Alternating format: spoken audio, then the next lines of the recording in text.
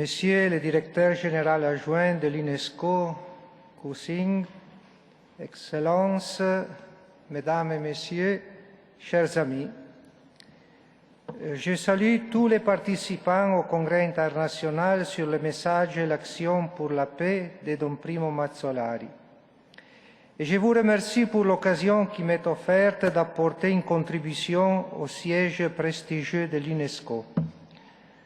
J'apporte aussi les salutations de Sa Sainteté le Pape François, qui encourage et accompagne de sa bénédiction la présente initiative qui se situe bien dans le sillage de cette organisation qui est née et qui travaille pour construire les défenses de la paix dans le cœur et dans l'esprit des hommes et des femmes du monde entier, et qui aidera à faire des choix nécessaires pour l'avenir, des choix de paix et pour la paix.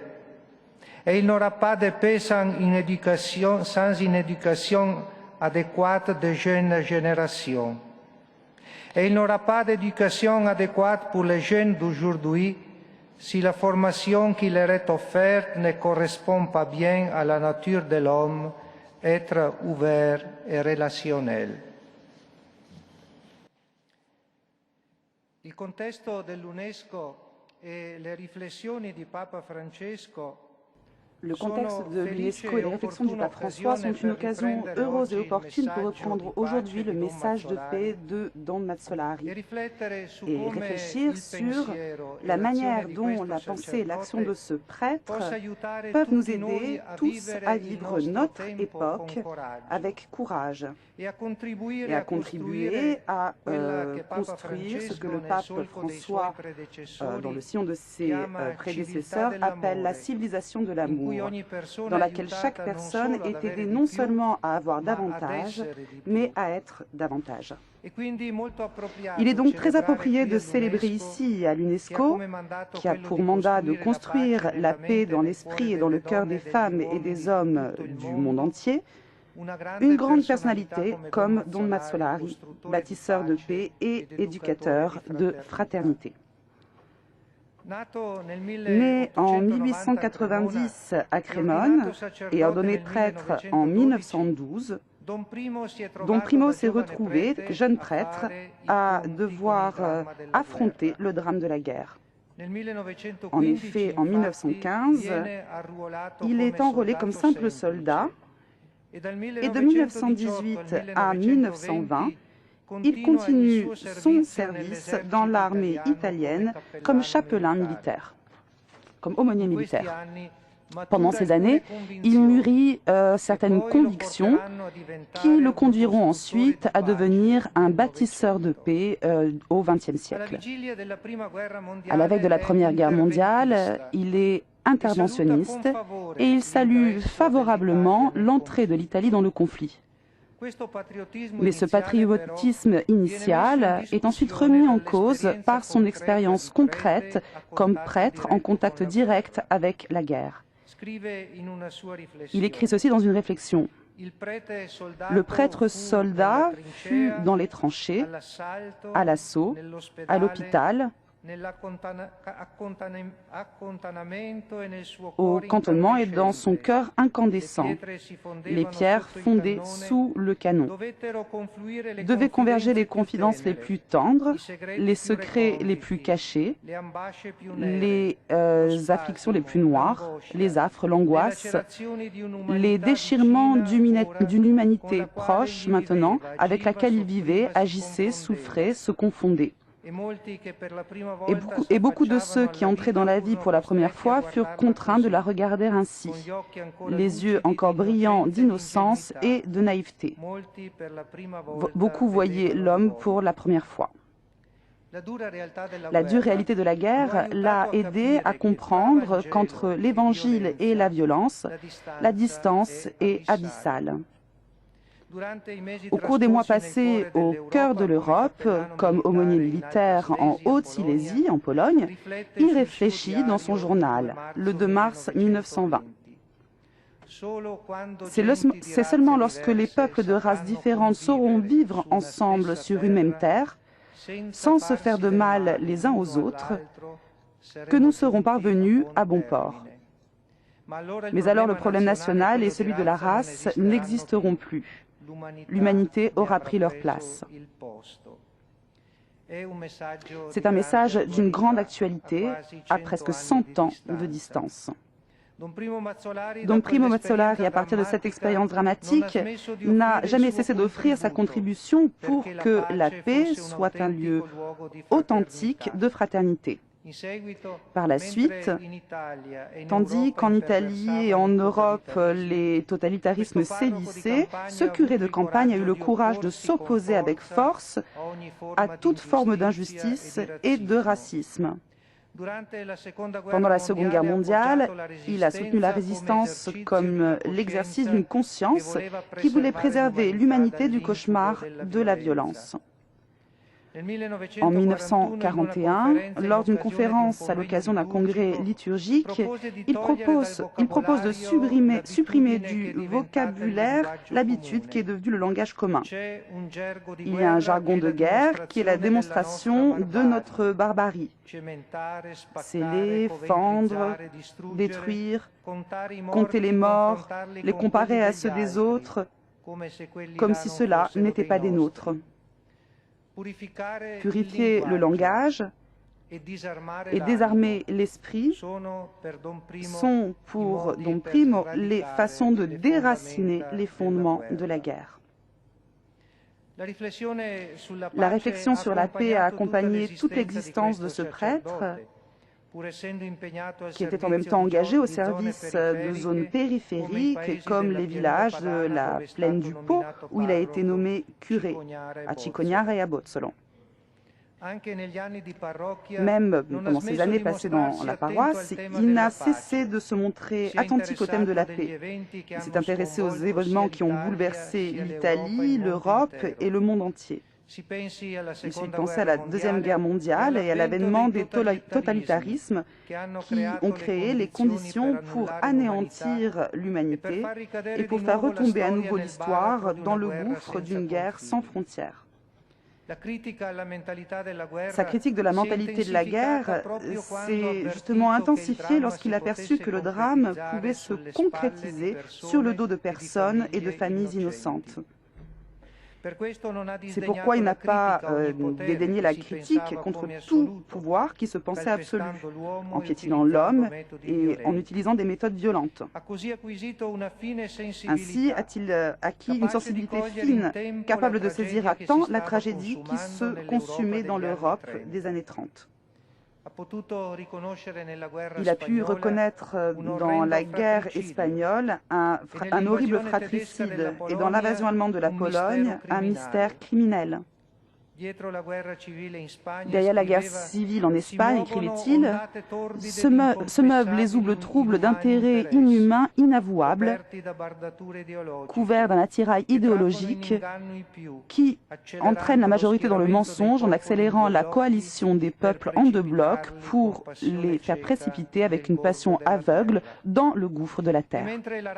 Tandis que la radio annonçait l'explosion de la Deuxième Guerre mondiale le 1er septembre 1939, le curé de Bozzolo écrit dans son journal « Quand un homme parle ainsi, c'est déjà une cause perdue devant les hommes raisonnables et spirituels.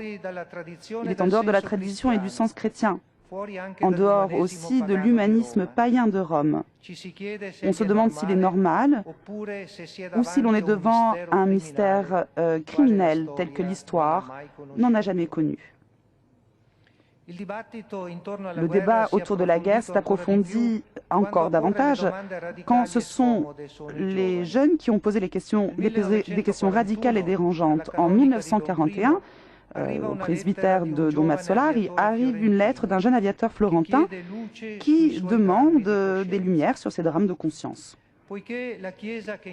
Pourquoi l'Église, qui entend construire la paix, demande-t-il, ce jeune Giancarlo Dupuy, à ceux qui sont en guerre, pourquoi est-ce qu'elle demande à ceux qui sont en guerre d'être fidèles à leur pays? Que faire quand la conscience traverse une crise?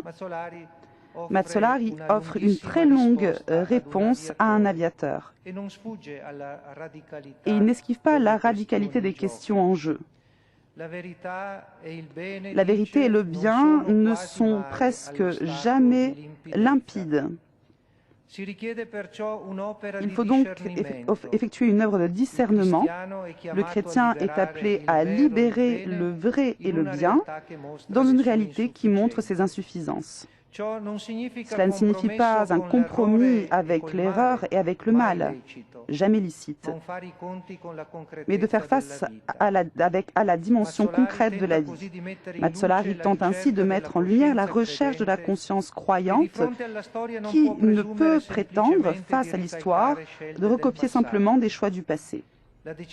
La décision morale ne se soustrait pas au discernement continuel entre ceux qui construisent le royaume et ceux qui lui font obstacle. Quand la conscience n'est pas repoussée par quelque chose de résolument inique, ce sont ces mots, dans ses écrits sur la paix et sur la guerre.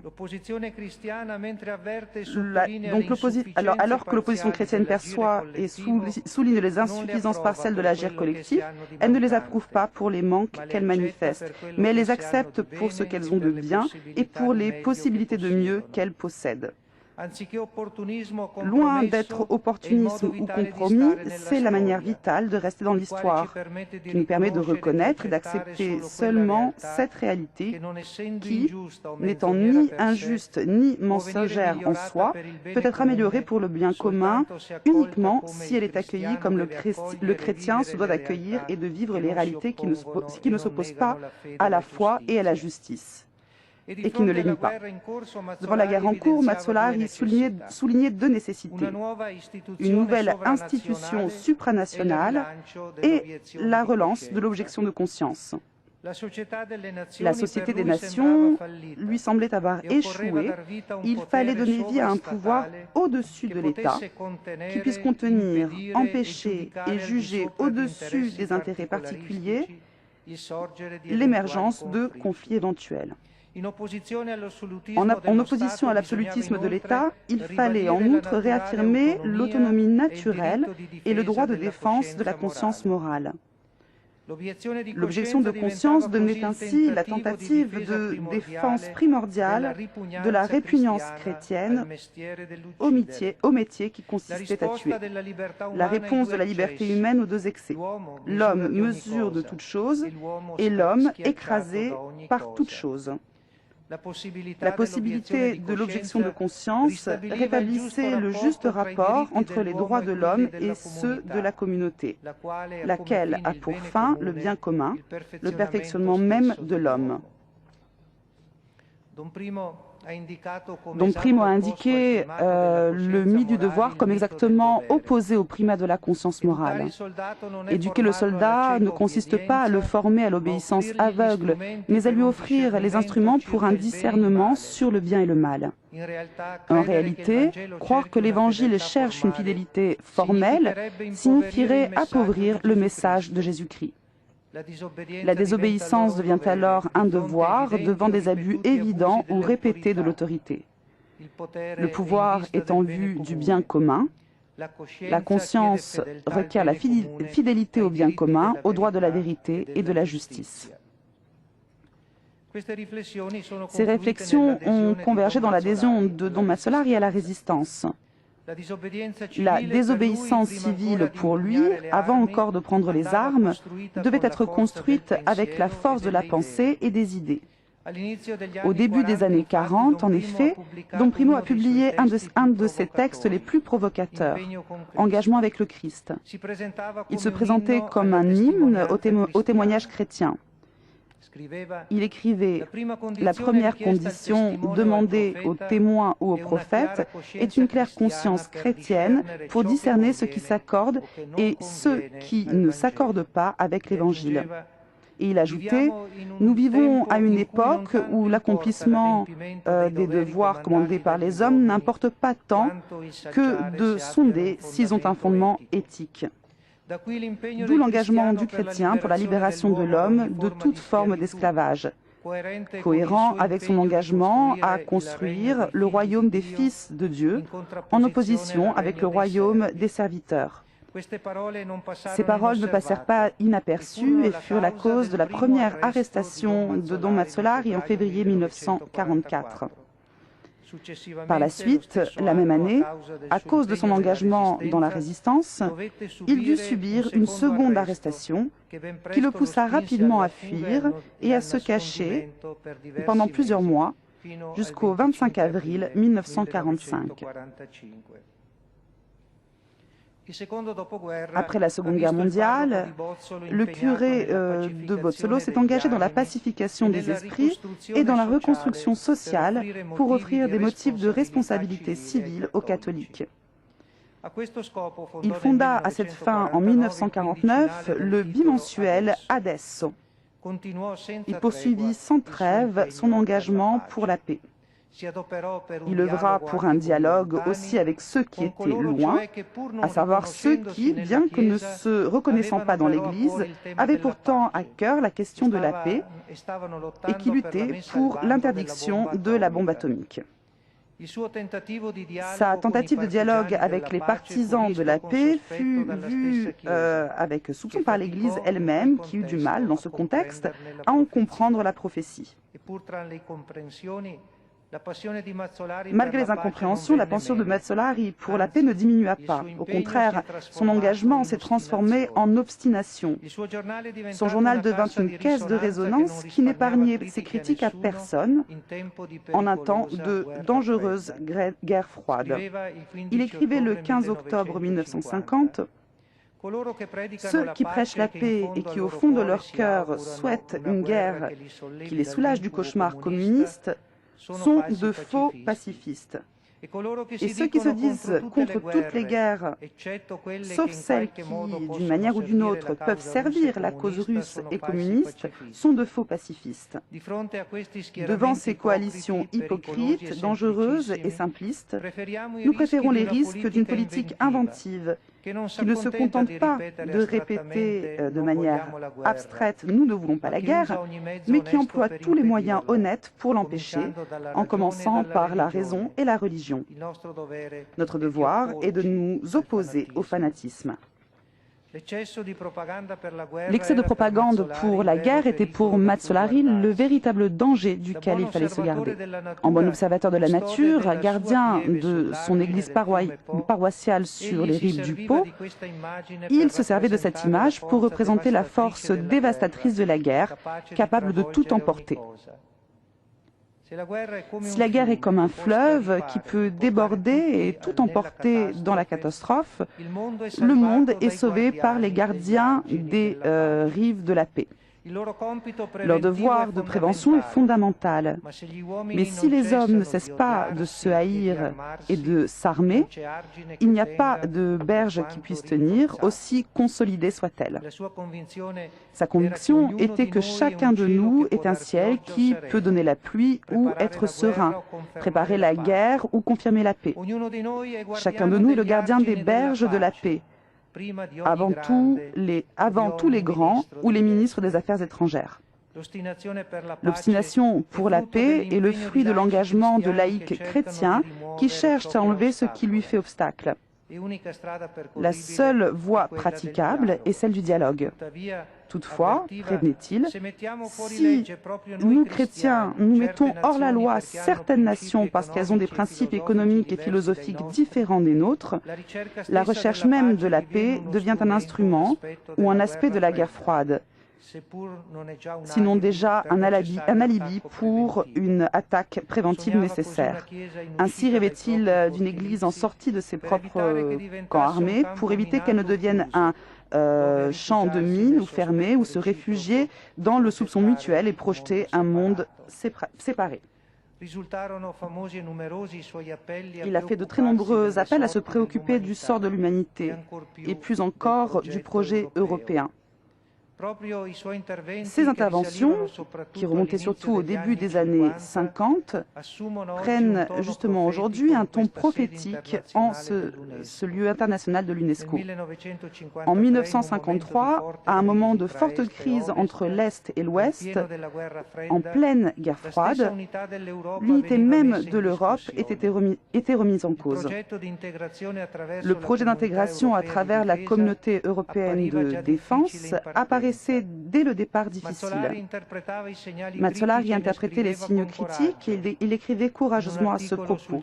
Dans un article publié dans le journal L'Eco di Bergamo, il prévenait qu'une Europe éclatée par les rivalités internes et externes, avec une économie du gaspillage et de la faim, sera à peine plus qu'une expression géographique ou une terre de personnes. C'est pourquoi il engageait les chrétiens européens à faire tout leur possible pour sauver leur maison. Il concluait « Je ne sais pas si la possibilité de sauver l'Europe est encore dans notre effort, mais il est du devoir précis et urgent de la chrétienté européenne de le tenter avec toutes nos énergies spirituelles et temporelles, y compris chez les catholiques. »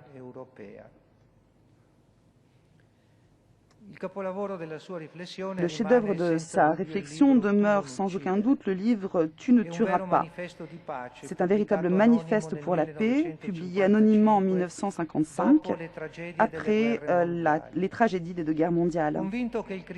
Convaincu que le chrétien est un homme de paix et pas un homme en paix, Mazzolari invitait les chrétiens à ne pas se laisser dominer par la peur et à se mettre devant pour être une lumière visible par tous. Il était absurde pour le curé de Bozzolo qu'après des siècles de christianisme, l'adage « si tu veux la paix, prépare la guerre » soit encore gagnant. En réalité, il fallait créer les conditions pour la paix. Pour la paix, il faut se positionner et pour elle, il faut se rallier. La paix est une vocation, c'est la vraie vocation de l'homme. C'est pourquoi Don Primo proposait de dépasser l'idée qu'il puisse exister une guerre juste à une époque où les armes étaient devenues tellement destructrices qu'elles pouvaient tuer des milliers de vies innocentes. Définissant comme une folie la course aux armements, Don Primo a montré que notre arme de défense est la justice sociale, plus que la justice atomique. Il avertissait « La guerre commence lorsque, pour ne pas faire la guerre, je me mets dans le désespoir de devoir la faire. » Il n'y a pas de paix sans justice, justement parce que la guerre génère la pauvreté. Si l'on dépensait ce que l'on dépensait pour les guerres pour en supprimer les causes, on aurait un accroissement de bien-être, de paix et de civilisation, un accroissement de vie. Et citant un discours du président des États-Unis, Eisenhower, il rappelait « Chaque canon que l'on construit, chaque bateau de guerre qu'on lance, chaque fusée que l'on prépare représente un coup donné à ceux qui ont faim, à ceux qui ont froid et qui n'ont pas de quoi se couvrir. » Don Primo Mazzolari a été un véritable bâtisseur de paix.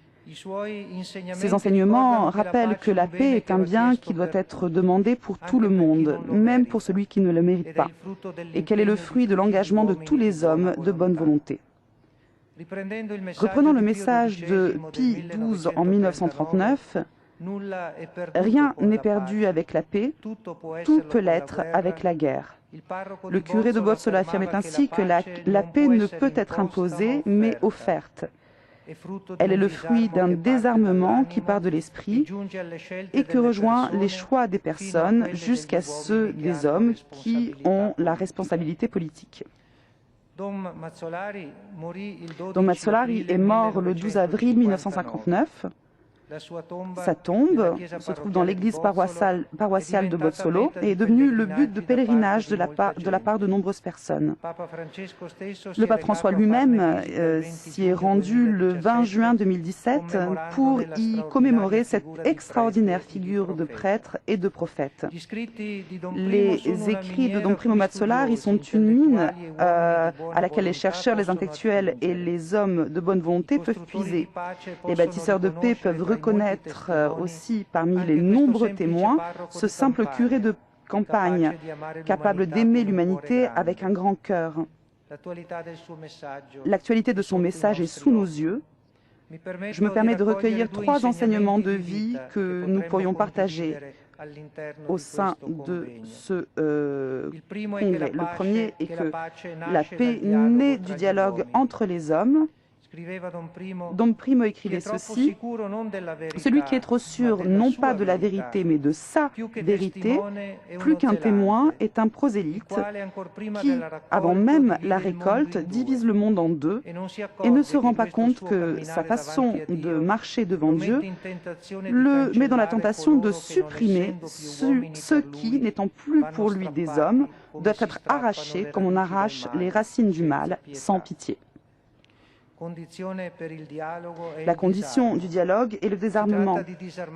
Il s'agit de désarmer les cœurs et les arsenaux. Le combat de Don Mazzolari en faveur du désarmement et pour faire cesser la course aux armements rappelle l'actualité de l'enseignement du Concile Vatican II qui osait mentionner une des plaies les plus graves de l'humanité, capable de faire un tort intolérable aux pauvres. Gaudium et Spes, numéro 81, observe avec sagesse.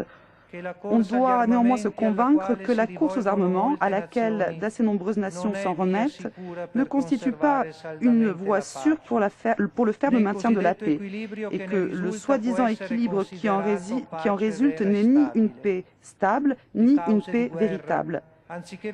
Bien loin d'éliminer ainsi les causes de guerre, on risque au contraire de les aggraver peu à peu. Tandis qu'on dépense des richesses fabuleuses dans la préparation d'armes toujours nouvelles, il devient impossible de porter suffisamment remède à tant de misères présentes de l'univers. Au lieu d'apaiser véritablement et radicalement les conflits entre nations, on en répand plutôt la contagion à d'autres parties du monde. Il faudra choisir de nouvelles voies en partant de la réforme des esprits pour en finir avec ce scandale et pour pouvoir ainsi libérer le monde de l'anxiété qui l'opprime et lui rendre une paix véritable. Qu'il me soit permis de rappeler ici les mots du pape François à New York le 25 septembre 2015, faisant référence au préambule et au premier article de la Charte des Nations Unies, qui indique les fondements pour construire le droit international. Ce sont la paix, la solution pacifique des controverses et le développement des relations amicales entre les nations. Dans son discours, le pape François affirmait ceci: la tendance toujours actuelle à la prolifération des armes, spécialement les armes de destruction massive comme les armes nucléaires, contraste fortement avec ces affirmations et les nie dans la pratique. Une éthique et un droit fondés sur la menace de destruction mutuelle, et probablement de toute l'humanité, sont contradictoires et constituent une manipulation de toute la construction des nations qui finirait par être des Nations Unies par la peur et la méfiance. Il faut œuvrer pour un monde sans armes nucléaires en appliquant pleinement l'esprit et la lettre du traité de non-prolifération en vue d'une prohibition totale de ces instruments. Dans cette perspective, il convient de rappeler qu'environ 2 ans après, le 7 juillet 2017, la communauté internationale a adopté un nouvel instrument juridique dans le domaine nucléaire, le traité sur l'interdiction des armes nucléaires. Cette adoption est le fruit d'un vaste mouvement d'opinion qui a vu entrer en dialogue la société civile avec certains gouvernements en faveur d'un monde libre des armes nucléaires. Le pape François et le Saint-Siège ont participé activement à ce processus en s'appuyant sur certaines argumentations. L'inadéquation des systèmes de défense nucléaire dans la réponse aux menaces à la sécurité nationale et internationale du XXIe siècle, l'impact humanitaire et environnemental catastrophique de l'utilisation d'engins nucléaires, la dispersion de ressources humaines et économiques pour leur modernisation, ressources qui sont soustraites à l'accomplissement d'un complexe d'objectifs comme la paix et le développement humain intégral, l'instauration d'un climat de peur, de méfiance et d'opposition. Il s'agit d'éléments où l'écho des réflexions de Dom Primo Mazzolari résonne de façon très forte. Dans le nouveau traité, on trouve également une référence importante à l'éducation, à la paix et au désarmement. Et à ce niveau, nous pouvons nous référer à nouveau à l'actualité du message de Dom Primo, en rappelant sa deuxième idée fondamentale. La paix naît du fait que l'éducation n'est pas et ne doit jamais être considérée dans une optique purement utilitariste. Pour Dom Mazzolari, à l'époque, et pour l'UNESCO et l'Église aujourd'hui, il s'agit de former la personne humaine en la dotant du bagage nécessaire pour vivre pleinement sa propre vie. Alors, très brièvement, il s'agit de transmettre la sagesse qui ne consiste pas seulement en une série d'informations, mais dans l'apprentissage du sens, compris comme direction et comme signification de la vie. La troisième idée fondamentale est que la paix naît de l'engagement de chacun à habiter l'histoire avec amour. Mazzolari avertissait, il n'est plus temps d'être spectateur sous prétexte que l'on est honnête et chrétien. Il y a encore trop de gens qui ont les mains propres parce qu'ils n'ont jamais rien fait. C'est précisément la question de l'engagement concret, personnellement, qui devient un des messages les plus forts du curé de Bozzolo. Il suffit de rappeler ici un de ses textes les plus poétiques, situé au début de Engagement avec le Christ. Nous nous engageons, nous et non les autres, uniquement nous et non les autres, ni celui qui est en haut, ni celui qui est en bas, ni celui qui croit, ni celui qui ne croit pas. Nous nous engageons sans prétendre que d'autres s'engageant avec nous ou tout seuls, comme nous ou autrement. Nous nous engageons sans juger qui ne s'engage pas, sans accuser qui ne s'engage pas, sans condamner qui ne s'engage pas, sans nous désengager parce que d'autres ne s'engagent pas. Le monde bouge si nous bougeons. Il change si nous changeons. Il devient nouveau si on devient une nouvelle créature, une créature nouvelle. Il retourne à la barbarie si nous déchaînons la bête qui est en chacun de nous. L'ordre de nous commence avec la première fleur, la nuit avec la première étoile, le fleuve avec la première goutte d'eau, l'amour avec le premier rêve. Je vous remercie pour votre écoute patiente et j'espère que ce colloque portera des fruits de conversion et de renouveau dans nos cœurs,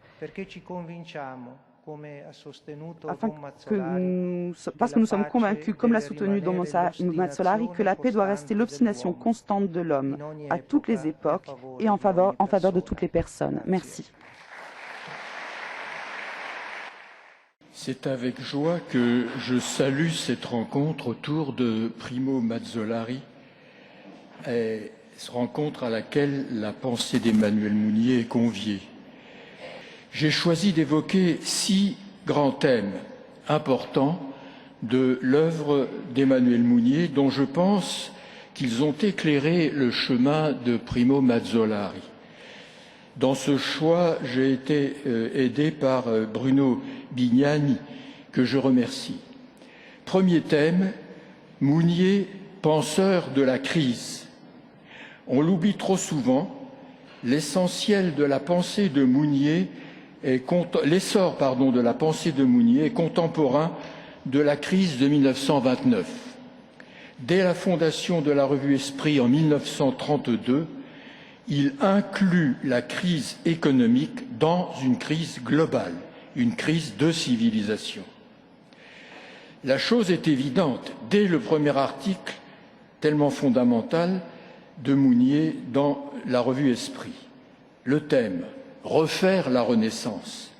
Un style de civilisation, dit Mounier, né à la Renaissance, est en bout de course. La force de Mounier est de discerner dans cette crise totale deux plans distincts mais en interaction. Crise sur le plan anthropologique, crise sur le plan économique. Sur le plan anthropologique, l'homme occidental a été, je cite, façonné par l'individualisme renaissant. Il l'a été pendant 4 siècles autour d'une métaphysique, d'une morale, d'une pratique de la revendication. Fermons les guillemets.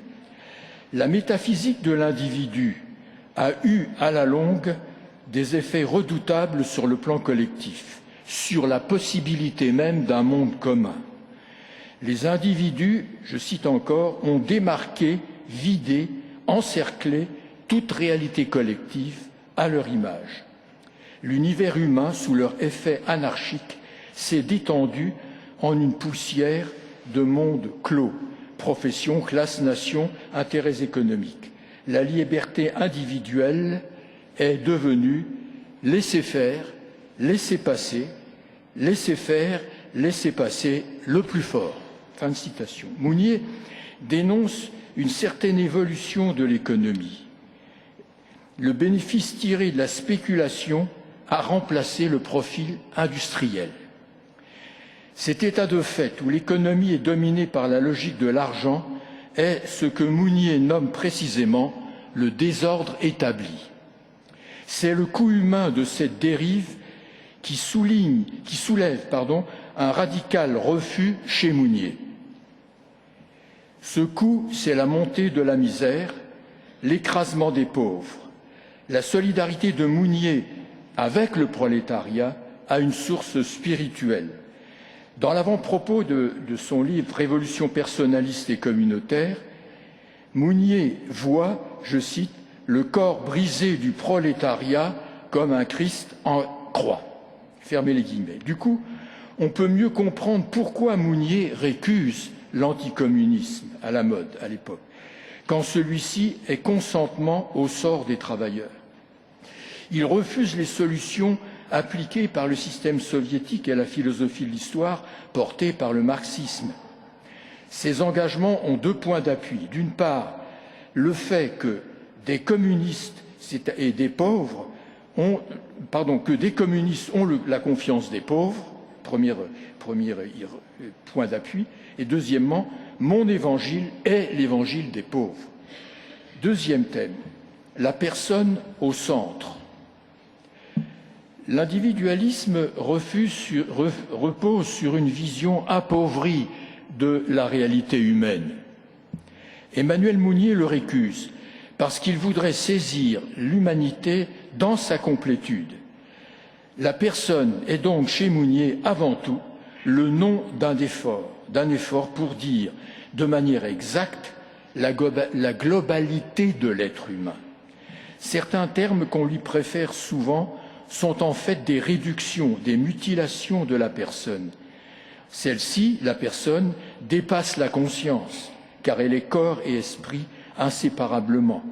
L'homme est un corps, dit Mounier, au même titre qu'il est esprit, tout entier corps, tout entier esprit. Donc pas de dualisme.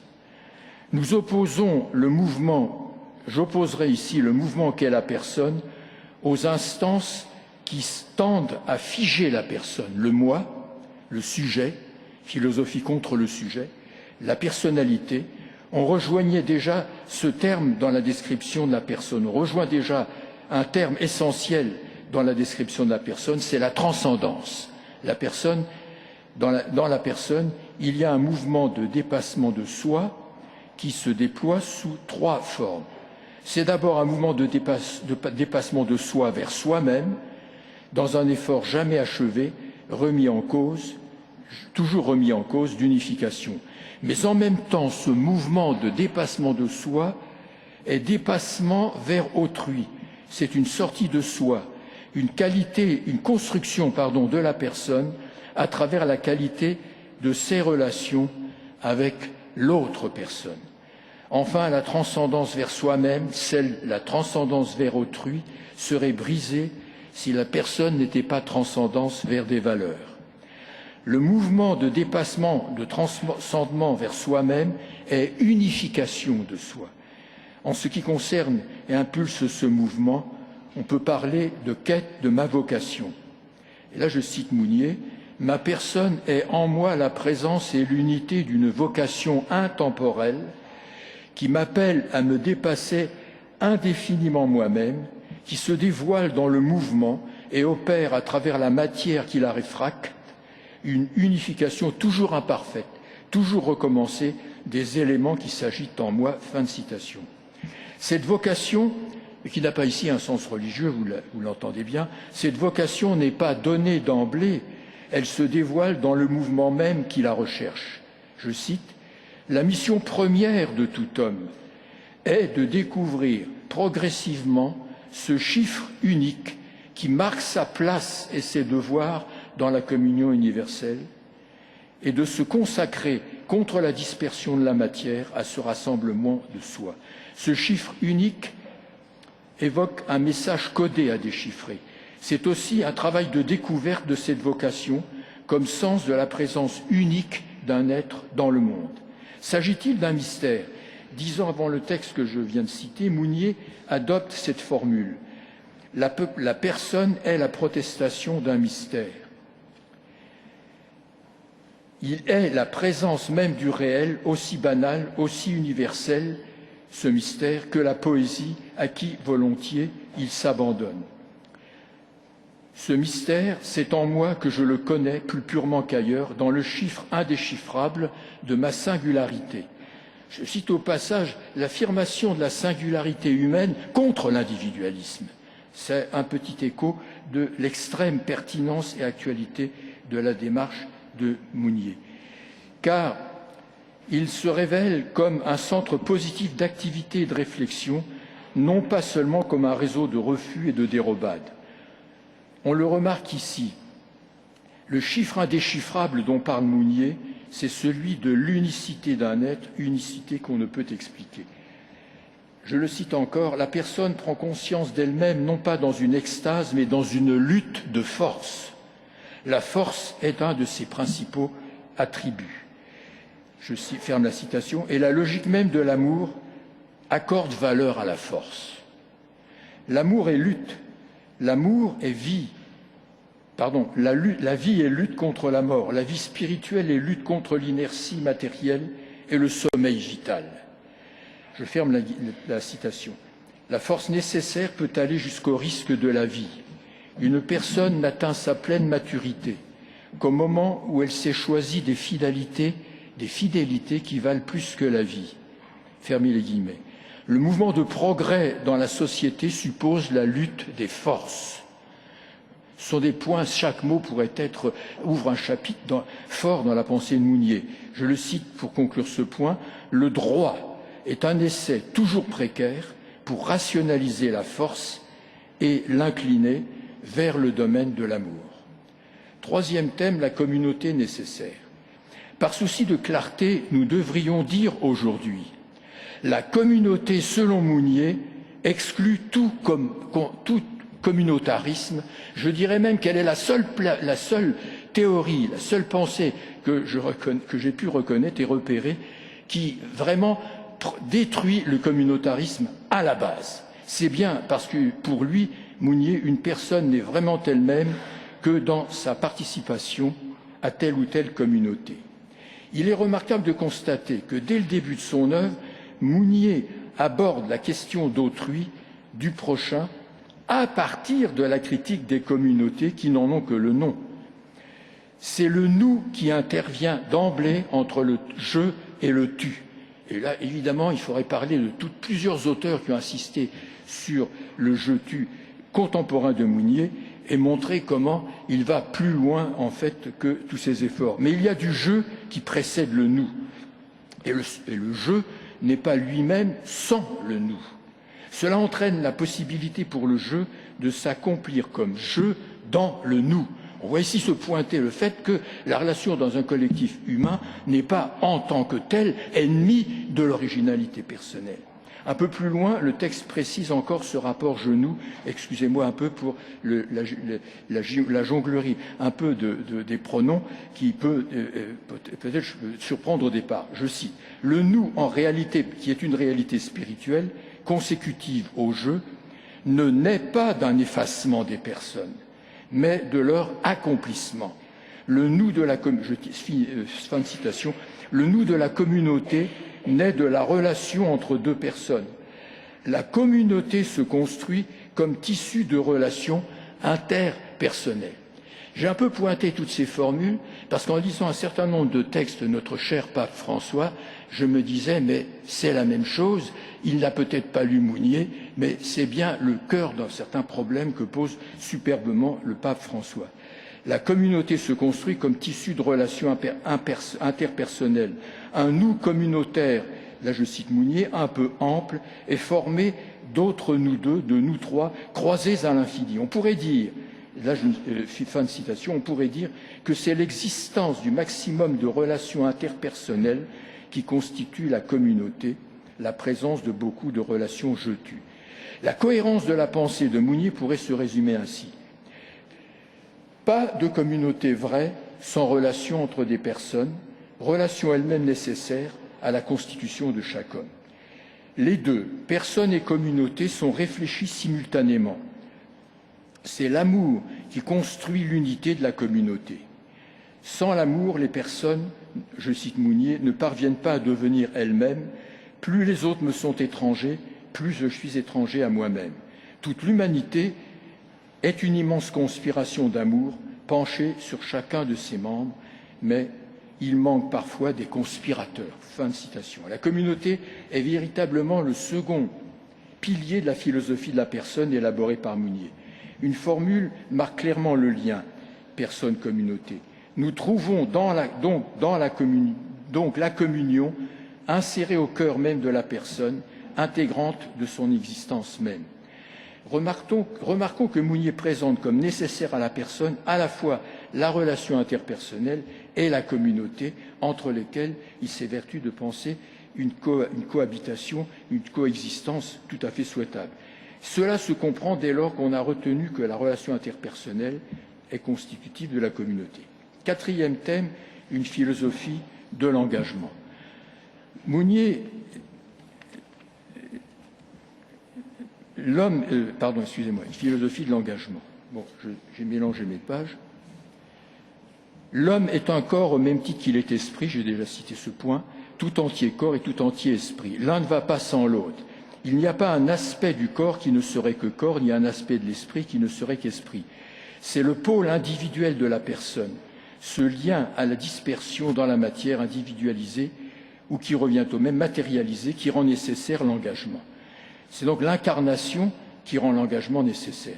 L'engagement a plusieurs formes. Il est humain, éthique, politique, spirituel, selon la dimension de l'action qui domine. Mais aucune forme de l'engagement ne peut être pensée de manière totalement indépendante par rapport aux autres. La force de Mounier est d'avoir compris la nécessité de penser les engagements dans leur globalité, certes en les distinguant, mais en même temps dans leur liaison au niveau de l'unité personnelle de chaque être. Mounier expose une tension très éclairante entre l'action politique et l'action prophétique. L'action politique, même si interviennent en elle toutes les dimensions de l'action, est soumise à des urgences où s'imposent des décisions efficaces et assez rapides.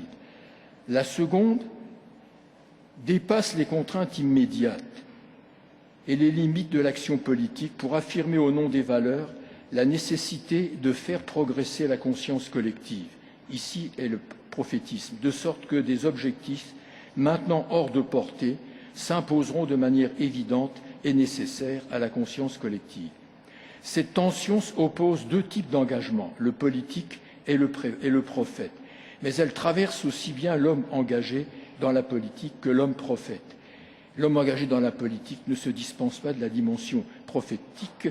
Le prophète ne peut pas faire fi du politique. C'est pourquoi, dit Mounier, le politique en totale rupture avec le prophétique vire au cynisme et le prophète en totale rupture avec le politique n'est plus qu'un imprécateur. Ou plutôt, de plus, il y a chez Mounier une rigoureuse reconnaissance de ce qu'est la sphère du politique. Il ne s'agit pas seulement de lutter pour l'exercice du pouvoir et pour le conserver. L'enjeu du politique, c'est aussi de faire émerger l'intérêt commun, de faire avancer la société vers une meilleure qualité humaine. Le politique a, selon Mounier, une situation intermédiaire entre la sphère économique et la sphère éthique. C'est toujours par l'intermédiaire du politique que l'éthique intervient sur l'économie. Quant à l'action politique elle-même, Mounier demande qu'on reconnaisse toujours à la fois l'imperfection des fins poursuivies et des moyens utilisés. Il n'y a pas de fin parfaite, il n'y a pas d'action parfaite. Nous ne nous engageons jamais que dans des combats discutables sur des causes imparfaites. Refuser pour autant de s'engager, c'est refuser la condition humaine. Fin de citation. L'abstention au nom de la pureté est illusoire. Le scepticisme est encore une philosophie. La non-intervention, en 1936, en 1939, a engendré la guerre d'Hitler et qui ne fait pas de politique fait la politique du pouvoir établi. Fin de citation. La conscience de l'imperfection de la cause nous préserve du fanatisme. Je cite Mounier, c'est-à-dire de la conviction de vivre en possession d'une vérité absolue et intégrale. Fermez la parenthèse. Cette conscience inquiète pousse à la critique perpétuelle visant à une plus grande perfection de la cause. Aucune cause n'a raison à 100%, dit Mounier. 6 février 1934, guerre d'Espagne, Front populaire, Munich, Vichy, il y avait toujours assez de bonnes raisons chez l'adversaire, assez de sottises et de bassesse chez l'allié pour risquer d'ébranler notre choix. Fermez les guillemets. Mais face à l'imperfection des examens, Mounier dresse un carré de valeurs. J'ouvre la citation. Valeurs pour lesquelles le risque de la vie est légitime. Cette tension entre l'imperfection des fins et des moyens est l'exigence incontournable des valeurs manifeste le caractère tragique de l'existence, selon Mounier. 5e thème, éthique et valeurs. Mais je me contente de le mentionner parce que je crois que je suis un peu long et que je n'ai pas su bien me chronométrer.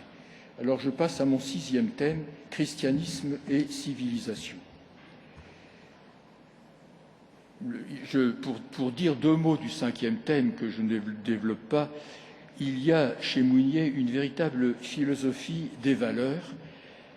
Dans la foulée de Max Scheler, mais en corrigeant nettement Max Scheler vers une espèce d'incarnation, vers une incarnation de la valeur, je renvoie à cet égard à son livre très célèbre, Le personnalisme, dont je sais qu'il existe en italien. 6e, christianisme et civilisation. Dès le début et avec constance, ensuite, l'ambition de Mounier est de dissocier le spirituel du réactionnaire, entre guillemets. Ça, c'est une citation. De libérer le christianisme de ses compromissions avec les classes dominantes. 2 grandes raisons justifient cela, d'après Mounier. Première raison, je cite, c'est d'abord le moyen de faire advenir un décisif progrès de civilisation.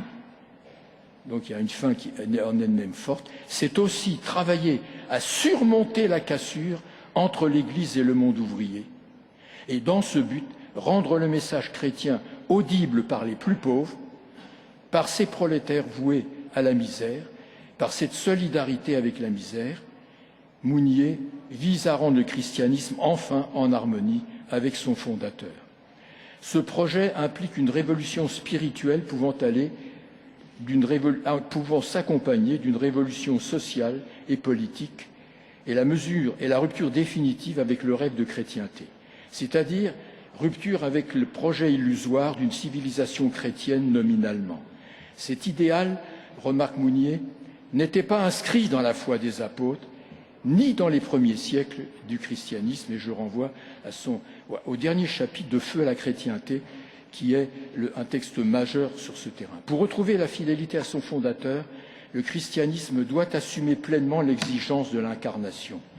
La philosophie de Mounier est fondamentalement une philosophie de l'incarnation.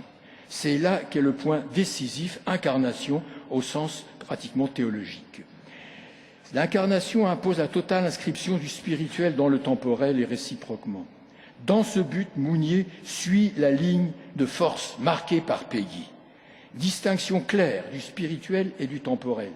Distinction forte, mais coprésence de l'un à l'autre. Je cite, « Nous n'avons pas à apporter le spirituel au temporel. Il y est déjà. Notre rôle est de l'y faire vivre, proprement de l'y communier. Le temporel tout entier est le sacrement du royaume de Dieu, » fermez les guillemets. Mounier lui-même insiste. Il y a dans le christianisme un impératif de présence au temporel, religion de l'universelle imitation du Christ incarné. Le christianisme commande à l'homme une présence active à tout le temporel. On aura l'écho dont Mazzolari a entendu tout à l'heure, l'exigence de l'engagement. Il faudrait prendre le temps de relire ces pages parfois fulgurantes chez Mounier, où la prise au sérieux de l'incarnation implique la reconnaissance d'une action de la foi chrétienne dans l'histoire. Elle n'a pas à prétendre dominer l'histoire, mais elle a à être dans l'histoire, à assumer l'histoire. Cela signifie qu'il n'y a pas deux histoires pour Mounier, l'une temporelle et l'autre spirituelle, car le déroulement même chaotique de l'histoire est en même temps progression vers le royaume.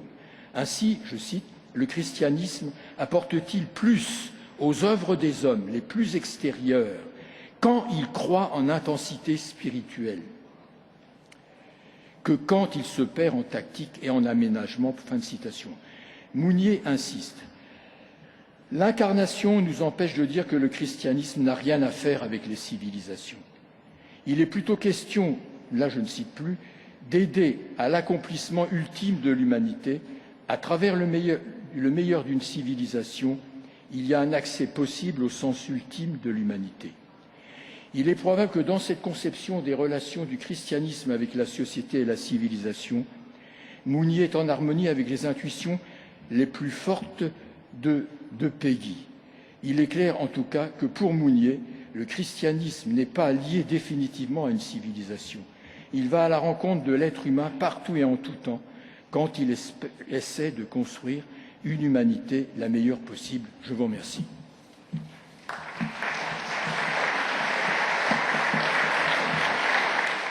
Moi aussi, je voudrais en premier lieu vous remercier pour cette invitation et pour cette occasion de faire connaître l'intense et important message de Don Primo Mazzolari. Merci.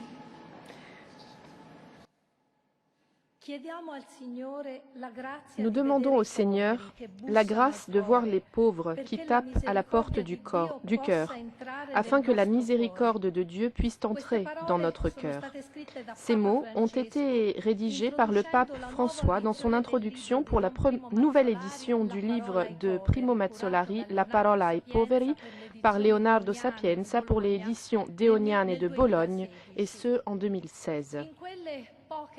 Dans ces quelques propos liminaires, l'évêque de Rome soulignait l'actualité de celui qui était défini comme un curé courageux, qui, dès le début des années 30 du XXe siècle, a rendu l'attention aux pauvres qui ouvrent à l'exercice de la miséricorde un point angulaire de la vie chrétienne. C'était la reconnaissance d'une attention toute particulière réitérée au cours de la visite du pape François sur la tombe de Primo Mazzolari à Bozzolo le 20 juin 2017. C'est une attention qui symbolise de manière toute particulière le pontificat actuel, qui stabilise de manière certaines et spécifiques deux expériences qui, sur le plan historique et géographique, sont distantes. Nous avons la pensée d'un curé du XXe siècle qui a vécu dans une banlieue marginale et lointaine des réflexions théologiques et sociales en Italie, et le magistère du pape actuel qui nous vient d'un autre continent, l'Amérique latine, continent qui fut un lieu capital de débat et d'expérience pastorale dans l'Église du XXe siècle. Nous tenterons, dans mes propos, de recueillir des éléments, des raisons pour cet écho qui existe entre les deux, en parcourant rapidement l'expérience de Primo Mazzolari, les origines de sa pensée, le partage qu'il a pu avoir avec d'autres personnages et des atmosphères de l'histoire de ces années. La préoccupation pour les pauvres imprègne toute la vie et l'œuvre de Primo Mazzolari, de ses jeunes pages du journal, de ses ouvrages, de ses dernières tentatives, notamment le bimensuel Adesso qui, de 1949 à 1959, a amplifié sa voix, recueillant également d'autres voix dynamiques et généreuses du catholicisme italien, mais pas seulement. Il avait été frappé par les conditions de pauvreté dans lesquelles vivaient tant de personnes qu'il a rencontrées dans les tranchées de la Première Guerre mondiale, mais aussi ensuite dans ses différentes paroisses. Ainsi, Mazzolari a décidé de ne pas tant se proposer de lancer des œuvres de charité traditionnelles, ou en tout cas, il ne voulait pas s'engager seulement dans ce domaine. Au contraire, et comme il l'écrivait dans son journal, il a souhaité s'engager dans le renouvellement chrétien de l'Église et de la société. Selon Mazzolari, on ne pouvait se contenter de lancer des appels à la conscience des êtres humains, à l'attention de l'individu ou de la famille. Au contraire, il était nécessaire de repenser l'ensemble de l'action évangélique de l'Église dans une société qui subissait des transformations profondes. Il était nécessaire d'apporter sa contribution en tant que croyant à la réorganisation sociale, économique et politique en s'appuyant sur de nouvelles bases de justice. Quelle était l'inspiration pour ce dévouement aux pauvres de Primo Mazzolari? Eh bien, la première source de la pensée de Mazzolari, c'était l'Évangile, enrichi par des auteurs et des textes de la tradition chrétienne, de certains pères de l'Église, François d'Assise, les encycliques sociales également. Il faut ajouter également des voix beaucoup plus modernes, marquées par la passion pour le service aux pauvres, marquées aussi par l'intérêt pour l'histoire et pour la question sociale. Parmi ces voix, il y a de très nombreux Français, comme par exemple Charles Péguy, Nicolas Berdiaf, Jacques Maritain, Emmanuel Mounier. Nous venons d'écouter des paroles particulièrement intéressantes, mais la liste n'est ici pas exhaustive. Il y a des Français, mais également des Italiens, comme par exemple le maire de Florence, Giorgio La Pira, dans les années 50. Il avait fait de la ville de Toscane un phare des politiques sociales et la capitale du dialogue entre les pauvres. Mais nous avons également des exposants de la nouvelle théologie, comme par exemple les dominicains Marie-Dominique Chenu et Yves Congar. C'est grâce à ces auteurs et à d'autres que des sollicitations ont été adressées et celles-ci ont été recueillies dans la paroisse perdue de Bozzolo, mais aussi par d'autres personnalités avec lesquelles Mazzolari a noué des contacts. Parmi ces personnalités, permettez-moi d'en mentionner quelques-unes parce qu'il y en a eu beaucoup. Il y a eu beaucoup de correspondants, de personnes avec lesquelles Mazzolari a décidé de travailler. Ces rencontres ont été fort nombreuses. Parmi ces rencontres, nous pouvons rappeler Lorenzo Milani, le curé éducateur des perdus, des tout derniers, et d'ailleurs le pape Bergoglio lui a rendu visite le jour même où il a rendu visite à Primo Mazzolari. Il y a également le poète et prédicateur David Maria Turoldo. Il y a également l'homme politique de l'époque, puis moine Giuseppe Dossetti, qui ensuite a inspiré le discours sur les pauvres et sur la pauvreté au sein de l'Église, prononcé ensuite par le cardinal Giacomo Lercalo lors du Conseil Vatican II. C'est un discours sur lequel je reviendrai dans quelques instants. Les quelques noms que je viens d'évoquer sont symboles de grandes attentions qui ont été recueillies par ce qui arrivait aux pauvres dans les environnements catholiques les plus sensibles après des années frappées par la guerre et par des changements traumatisants. Nous comprenons ici qu'il y a la voix de Mazzolari, mais pas seulement, c'est un environnement, c'est un ensemble de personnes.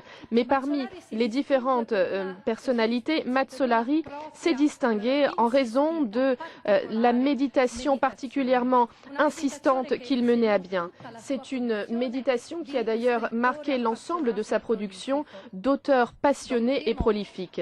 Primo Mazsolari, nous devons le dire, ce n'était pas quelqu'un qui pensait de manière systématique. Il a rédigé des œuvres qui étaient surtout destinées au ministère pastoral. Son objectif était de dénoncer ce qui se passait dans le domaine social, faire un appel à l'engagement. Et pourtant, il est possible d'identifier les fils conducteurs de sa réflexion et de son action, et c'est exactement ce que nous allons tenter de faire. Son discours prenait racine dans la logique paradoxale de l'incarnation de Jésus-Christ, proposée comme référence exemplaire pour la vie de l'Église et pour la vie de chaque chrétien et de chaque chrétienne. Selon Primo Mazsolari, les chrétiens, conformément à l'exemple du Christ, qui, de sa condition divine, a souhaité partager la condition et le temps des hommes, eh bien, les chrétiens devaient être les compagnons de marche de l'humanité dans l'histoire. Il exprimait ainsi combien est-ce qu'il était important pour lui, dans une page de son journal daté de 1937 et avec des paroles qu'il tirait de Peggy, et il disait qu'il était nécessaire d'intégrer l'éternel dans le temporel. Il fallait concrétiser dans la vie de tout un chacun le mystère même de l'incarnation. Peu après, dans son livre « Temps de croire », datant de 1941, où il commentait l'épisode évangélique d'Emmaüs, il était encore plus explicite et il disait en substance « Si je m'éloigne, je ne suis pas un chrétien. Si je ne souffre pas avec les autres, je ne suis pas un chrétien. Si je ne vis pas l'histoire qui passe, je ne suis pas un chrétien. » Fin de citation. Mazsolari ne s'est pas éloigné.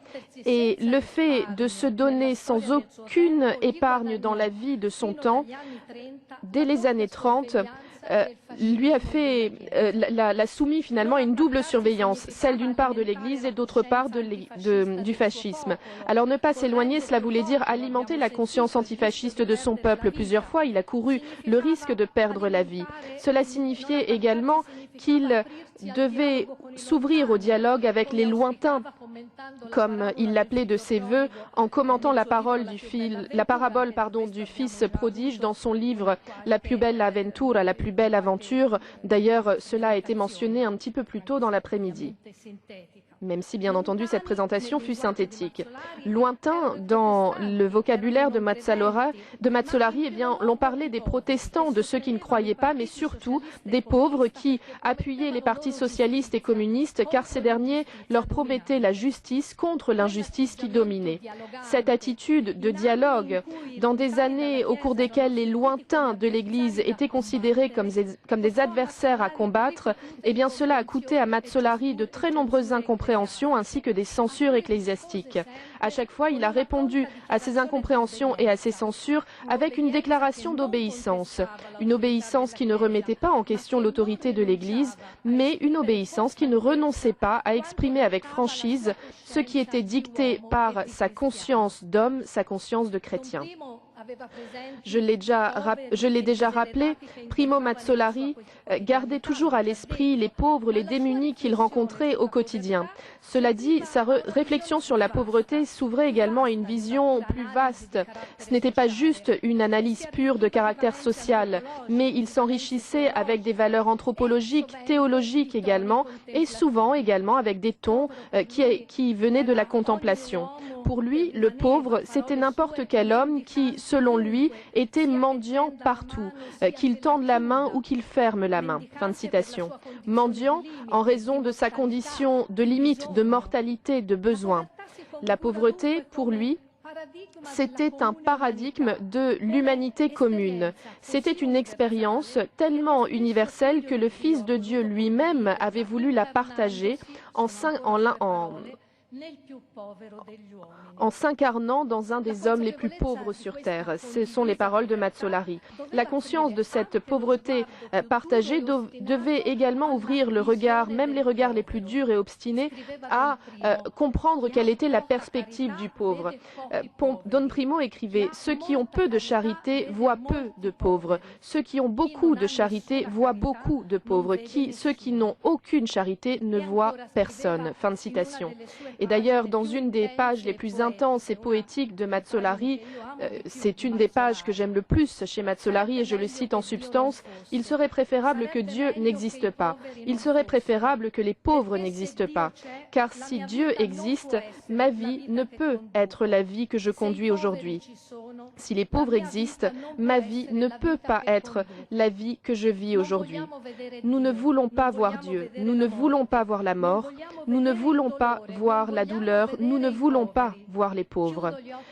Je ferme les yeux un jour, je ferme mon cœur un jour, je ferme ma raison un jour, un an, de nombreuses années. Et ensuite, je n'en peux plus, et je vois Dieu, je vois la mort, je vois la douleur, je vois les pauvres. Je vois exactement celles et ceux que je ne voudrais pas voir. Sur chaque route, il y a la possibilité de prendre un virage et à l'improviste de mon intime, et bien tout d'un coup, la certitude de l'existence de Dieu remonte, la douleur me prend et la mort me semble très proche. Et d'ailleurs, c'est aussi le pauvre qui apparaît devant moi. » Fin de citation.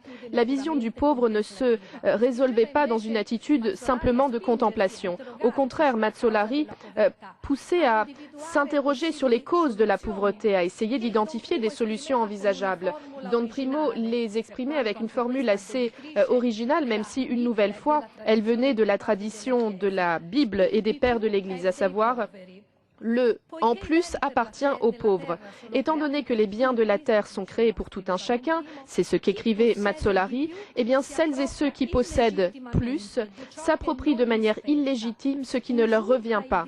Ils exploitent le droit de Dieu dans les créatures et ils annulent l'amour qui préside à la création.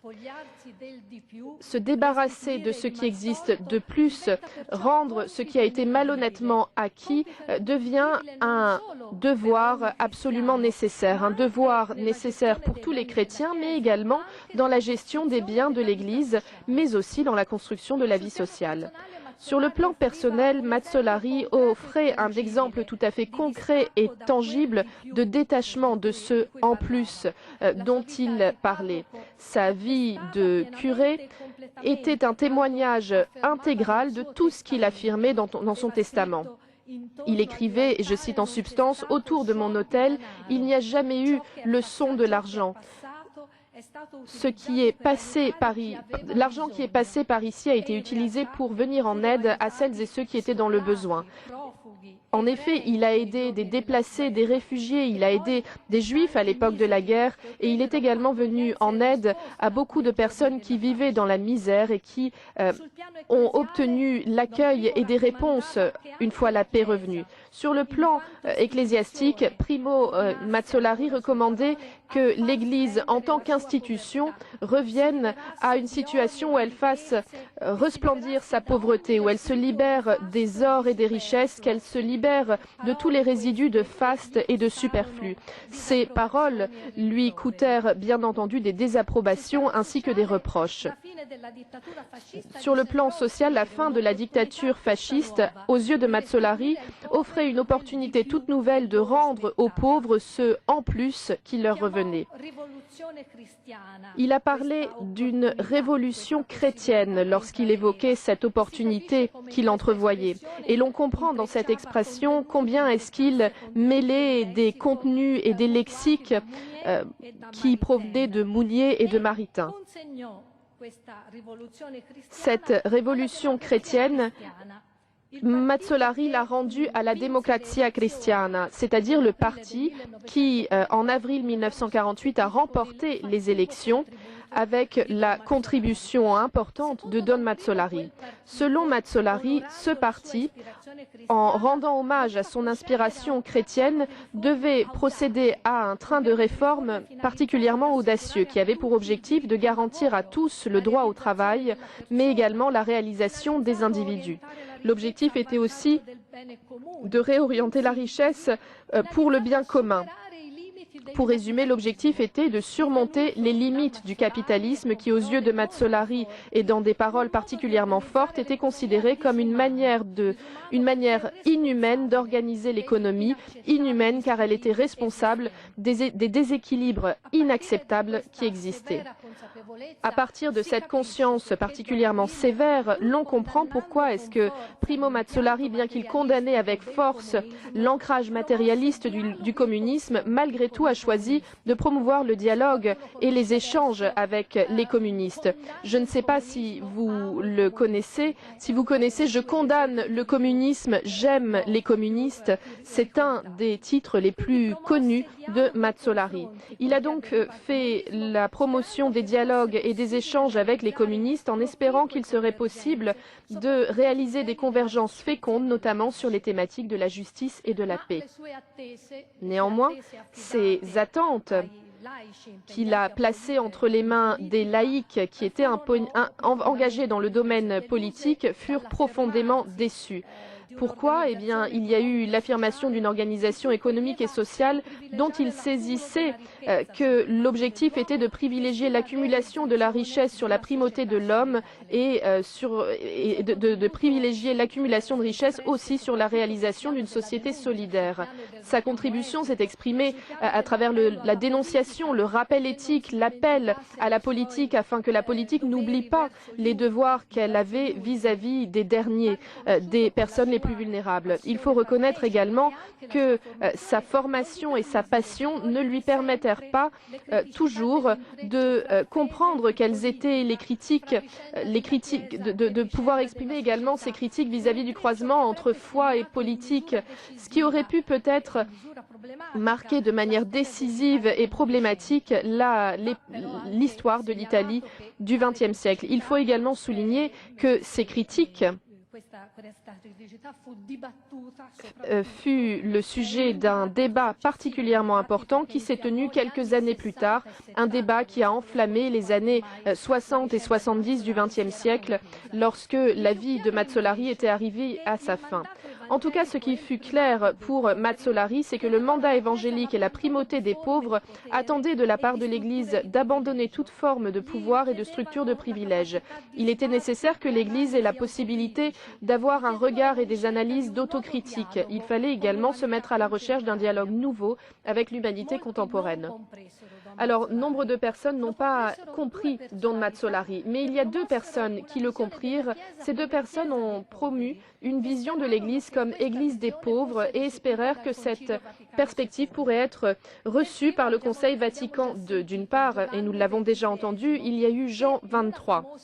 Dans une audience fort connue qui s'est tenue le 5 février 1959, il a accueilli Don Primo et il a reconnu la valeur du curé de Bozzolo quelques jours avant sa mort. La deuxième personnalité est moins connue, c'est le cardinal Giacomo Lercaro. En 1969, 10 ans après la mort de Mazzolari, il lui a dédié un portrait dense et reconnaissant. Dans la pensée de Mazzolari, Giacomo Lercaro retrouvait les fondements théologiques qui animaient le discours prononcé par Lercaro lui-même au cours du conseil tenu le 6 décembre 1963. C'est un discours qui avait été rédigé de concert avec Giuseppe Dossetti, auquel j'ai fait référence un petit peu plus tôt dans ma présentation. Dans ce discours, l'on affirmait que les pauvres sont porteurs du mystère de la pauvreté du Christ. Et c'est seulement en choisissant les pauvres que l'Église est en mesure de marcher dans la droite voie, dans la trajectoire du Christ pauvre. Dans le paragraphe 8 de la Constitution Lumen Gentium, nous avons une trace de cette intervention, mais surtout ce message fut recueilli par l'Église latino-américaine. Ce fut entendu comme une invitation, une révision profonde. L'Église de l'Amérique latine a en effet donné la préférence aux pauvres et cela a marqué l'ensemble de l'Église des décennies suivantes. Cela a été au centre des grandes assemblées du Conseil épiscopal en Amérique latine, de Medellín en 1968 à d'Aparecida en 2007. De cette rencontre, la rencontre d'Aparecida, eh bien, l'archevêque de Buenos Aires de l'époque, Jorge Mario Bergoglio, a ainsi dirigé la rédaction du document final. Le pape François, donc, octroie aujourd'hui une nouvelle centralité à une Église qui doit de plus en plus être l'Église des pauvres pour les pauvres. Il recueille ainsi un appel, un engagement qui émanait des voix les plus vives et les plus sensibles du catholicisme du siècle dernier. Et parmi ces différentes voix, il y a la voix vive, la voix engagée, la voix qui en appelait à une solidarité, celle de Primo Mazzolari. Avec cette Église pauvre, eh bien, le pape François a décidé de montrer le nouveau portrait de cette Église pauvre dès le début de son pontificat. Tout d'abord avec un style chrétien tout particulier, en commençant avec le nom qu'il a choisi, François, pour ensuite continuer avec des gestes très simples et ordinaires. Il y a eu de la part du pape François la récupération d'une certaine normalité, d'un rapprochement à l'humanité et à la normalité que Primo Mazzolari appelait de ses vœux dans son ouvrage de 1942, Anch'io voglio bene al Papa. Et ensuite, c'est l'ensemble de son ministère, en commençant par l'appel apostolique Evangelii Gaudium, qui est un document de programme de son pontificat, qui a pour objectif d'illustrer l'image d'une Église qui se veut proche aux situations historiques et existentielles de l'humanité pauvre, de l'humanité qui souffre. Je vous propose de parcourir brièvement certains des points saillants en utilisant exactement les expériences utilisées par le pape François. Tout d'abord, l'Evangelii Gaudium précise que l'option en faveur des pauvres ne se présente pas comme juste la réponse à un appel caritatif ou social, mais c'est bel et bien un mandat nécessaire qui découle du cœur même de l'Évangile.